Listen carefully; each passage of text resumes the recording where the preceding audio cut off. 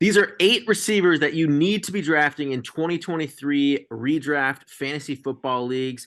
We're going to go through 8 guys that we think at their current ADP are undervalued, and you have a chance to win your league with these guys. So we will start it off with Jerry Jeudy at number 1. His ADP right now is around 49, which is wide receiver 22. Last year, he was the number 1 wide receiver in yards per route run against man coverage. He had 3.7 yards of separation on average, which was third amongst all receivers.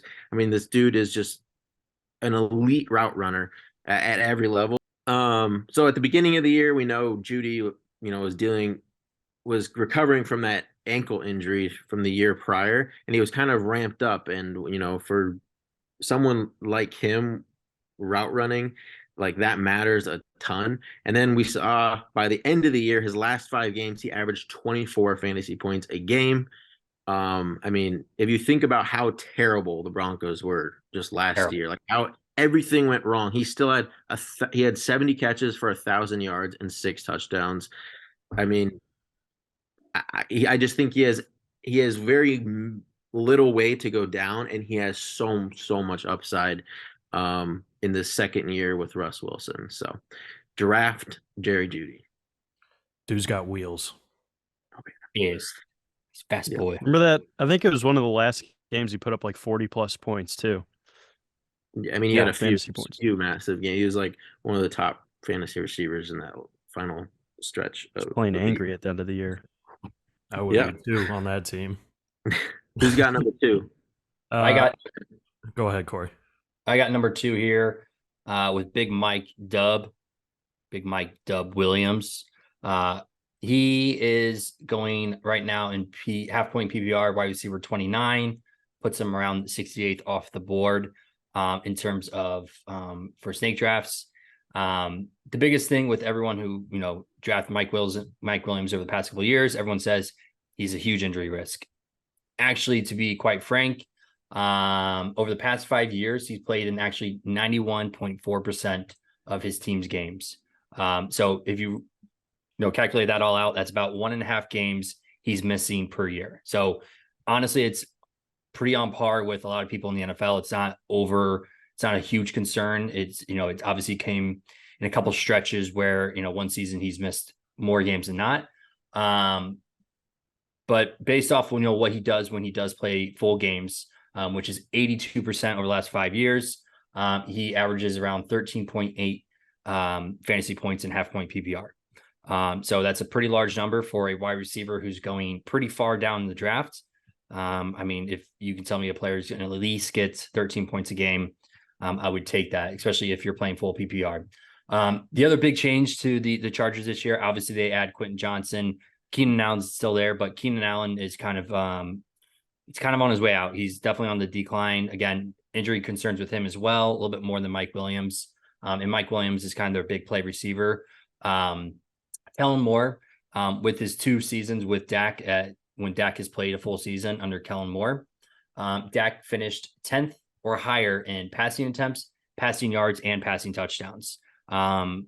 If you ask me, Justin Herbert is 10 times better than Dak Prescott, easily. 10 times. Whew. 10 times, yes, easily. So much better. So just take that with a grain. I mean, you're going to see this Chargers offense evolve. Obviously, they still have a lot of weapons there, but Mike Williams is still the alpha receiver in that position or in that team. So definitely draft Mike Williams, and he'll be on 95% of my teams this year. They're also going to, aside from a lot of pass attempts, they're going to have a higher pace of play too, which is good. More opportunities for them. So love that pick. They're gonna throw that ball so much. Like even if you add Quentin Johnson, there's going to be so many passes to go around. Yeah. All right, number 3. I'll take it away. All right, go ahead. No. Well, we're sticking in the same range here. Kind of like the tier 4 guys. If you're looking at like the Fantasy Pros rankings, we have Christian Kirk at wide receiver 29. A lot of people staying away because of the Calvin Ridley hype, but I'm just not buying it. we all saw Trevor Lawrence kind of broke out towards the end of last year, and something I wanted to draw everyone's attention to was the insane amount of volume that Christian Kirk got in the playoffs last year. 2 games, 28 targets. That's 14 targets a game. I'm not saying he's going to do that all season long, but you see when it comes down to crunch time, who does Trevor Lawrence trust the most? Christian Kirk. So I think the momentum continues there. They obviously have built a good connection together. And I think the Calvin Ridley ad probably hurts more of a Zay Jones, because I don't think the target share of Christian Kirk on such a massive contract is going to sway that much, especially since they have a year together with Trevor Lawrence. So I think he's set up for a great year. I'm taking him as much as possible. So Love me some Christian Kirk. I mean, Zay Jones is no one to tout no, around. I'm not scoffing at Zay Jones. He had some explosive games. No. I'm scoffing at Zay Jones. Like Christian Kirk was the only guy on the team to throw the ball to last year. So they was Ingram too, but yeah. Love Christian Kirk. All right, number 4. Number 4, we've got the offensive rookie of the year, Garrett Wilson. Currently wide receiver 10, ADP at 17. So last year, Garrett Wilson was 15th in receiving yards with the likes of Joe Flacco, Mike White Lightning, and the MILF man, Zach Wilson. Now he's got future Hall of Famer Aaron Rodgers coming into the building, who has obviously shown and produced multiple wide receiver ones in fantasy football finishes with Devontae, Jordy Nelson, broken leg Greg Jennings. But yeah, Garrett Wilson is a guy who I could see leading the league in receptions this year. I think the sky is the limit. And on top of obviously getting an extreme elevation in quarterback play, his yards after the catch and making plays after the catch were pretty much the best in the league, if not up there. He broke 22 tackles after the catch, which is the most of any wide receiver not named Deebo Samuel. So sky's the limit on this guy. Would not be shocked to see him lead the league in receiving yards and targets. I think he's going to get a ton of volume in this offense. And like I said, sky's the limit here. Not worried about Denzel Mims? No. Garrett Wilson will finish higher than Devontae Adams in fantasy football. Okay. What about Randall Cobb? He's on the pup list. Yeah. All right. Number 5, we got Jaylen Waddle, finished as wide receiver 7 last year. He is currently being drafted as wide receiver 11, around, kind of towards the end of the second round-ish. He was 5th in yards per route run among all wide receivers, while Tua only played 13 games last year. We know what happened with him. When you can get a vertical threat like Waddle with like game-breaking speed that can just, bust open these like 90-yard plays at any moment, getting 130 plus targets in a season, that he's going to crush in fantasy. There was 8 players have had 1,000 yards receiving against zone coverage in a single season. 8 players. Those 8: Michael Thomas in 2019, Travis Kelce in 2020, Jamar Chase in 2021, and there was actually 4 guys in 2022: Adams, Jefferson, Tyreek, and Jaylen Waddle. 2 on the same team. That's crazy. 2 on. The Dolphins. As long as Tua can stay healthy, that offense is just going to be electric. And then and on top of that, you have Tua as one of the best deep passers in the league last year. Before he was concussed. So, and the last little nugget, like if you would think that Tyreek's touchdown prop on the year would be higher than Waddle, it's the same. It's 7.5 touchdowns. And so, Waddle is on the rise here, and he could absolutely dominate in 2023 league. This is like a guy where you could say like absolute league winning upside with what he can do after the catch. Just can win you a single week in fantasy by himself, pretty much. So, love me some Jaylen Waddle. Obviously anyone on the Dolphins, that offense is stacked. Yeah, built for speed. built for speed. Fastest, it's crazy how fast. Mike McDaniel was like, his boy's fast. That's for sure. Right, Okay, I got a wide receiver number 6. Yeah, 6 here. Is going to be someone dear to my heart, dear and near to my heart. Diontae Johnson, wide receiver 31, 72 off the board, so kind of the same range as Big Mike here. Yeah, you want to hear a crazy stat? Yes. Yeah. No, okay, I thanks. love it. Yeah, definitely. I was Yeah, hoping you guys are paying attention. Yeah. Okay. Diontae Johnson last year, 86 catches, no touchdowns. First time that's ever happened in NFL history without scoring a touchdown with that many receptions. Isn't that crazy? That's a stupid stat. That's some regression I see coming. That's what we call regression. I'll throw something on top of that as well. Pickett obviously last year was a rookie. Yeah, he sucked. He was bad. Pickett was really, really bad. Well, the Steelers were bad in general, but Pickett threw a touchdown pass every 1.7 of his pass attempts. So that is a horrendous, absolutely terrible. So before last season, where Johnson just obviously did not score a touchdown, which is unheard of. He was averaging around like 6.5 to 7 touchdowns a year. So last year, if he would have just had 6 touchdowns with his 86 catches, he still would have finished wide receiver 20 on the season in half-point PPR. So even higher in a PPR league as well. Over the last 3 years, he's at least seen 144 targets. That is absurd numbers. Obviously, you got Pickens there, and Pickens came on, and it's definitely going to steal some volume from him. Diontae Johnson is the king of volume, and I think with another year under Pickett's belt here, I think the Steelers definitely got better this offseason than they got worse. So I just would assume Diontae Johnson has very similar output with touchdowns involved into it. I mean, that's the only thing he's missing. And he's shown before in the last couple of years that he can score touchdowns. Last year was a fluke.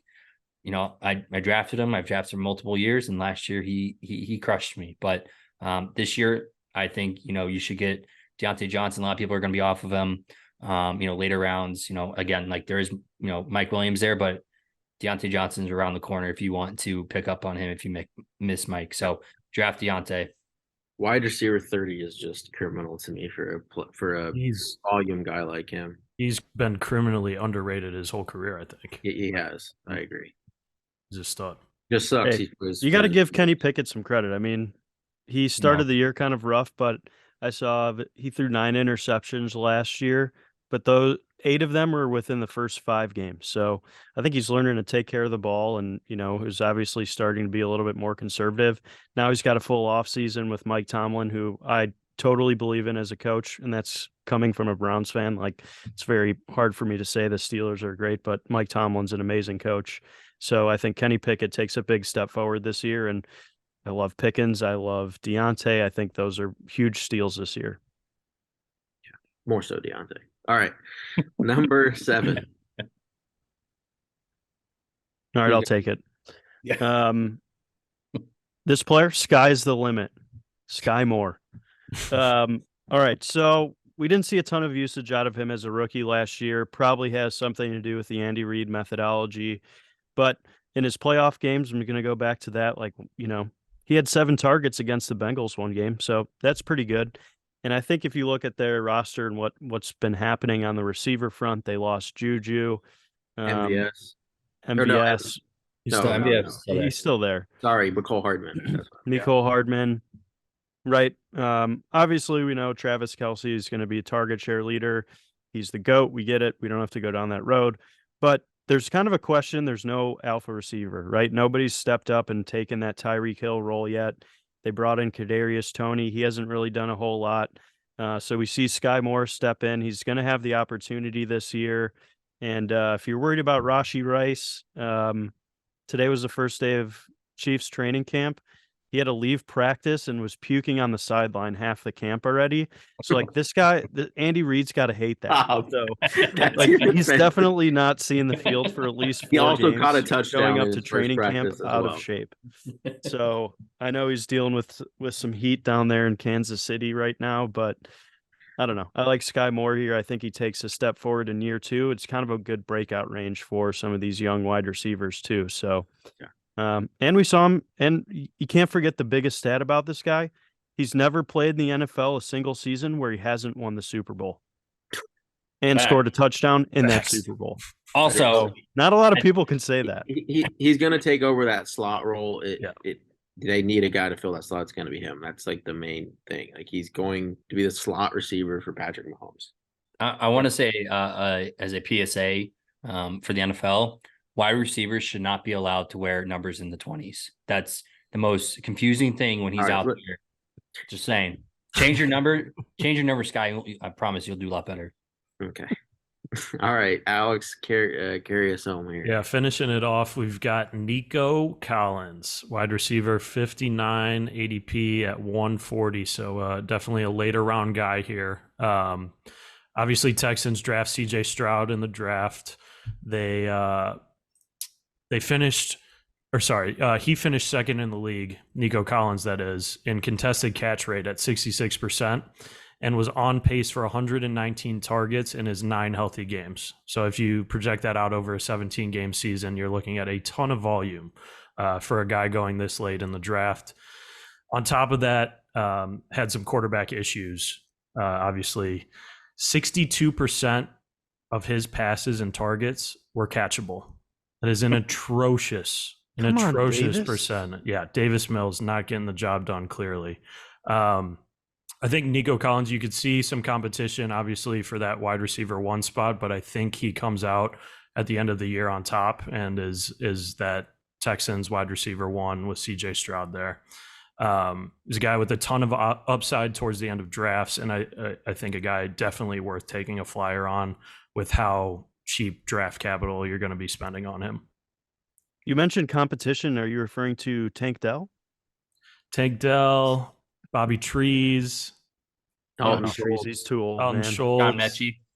I have to mention Tank Dell in every Dalton episode. Schultz is definitely the main target guy in addition to I think Mechie could be too, but I think you're going to see a very revamped Texans offense. And Nico Collins, I think, for where he's going at in drafts, could definitely bring some upside. Yeah, I like him as a late round guy if you missed on some of these early guys for sure. Well, that will do it for our 8 must draft wide receivers. We'll be back for 8 receivers you should avoid at their current ADP. Thank you for watching. Please hit the subscribe button and like. These videos are doing great. Thank you for watching. And we will see you next episode.